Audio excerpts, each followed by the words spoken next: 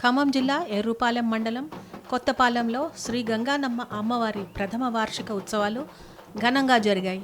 June 16 రాత్రి 7 గంటలకు గణపతి పూజతో ప్రారంభమైన ఉత్సవాలు వారం రోజుల పాటు వైభవంగా సాగాయి.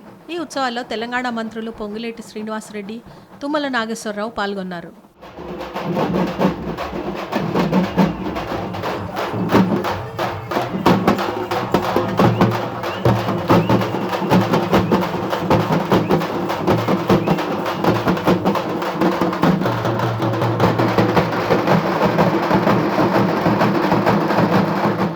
జిల్లా వ్యాప్తంగా పెద్ద ఎత్తున భక్తులు ఈ ఉత్సవాల్లో పాల్గొన్నారు.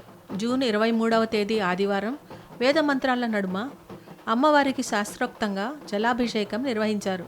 అనంతరం పెద్ద ఎత్తున భక్తులు బోనాలు సమర్పించారు. ఈ వారం రోజుల ఉత్సవాల్లో చండీ హోమం, నవగ్రహ హోమం, ఇతర క్రతువులు జరిగాయి. చివరి రోజున పూర్ణాహుతితో వార్షిక ఉత్సవాలు ముగిశాయి.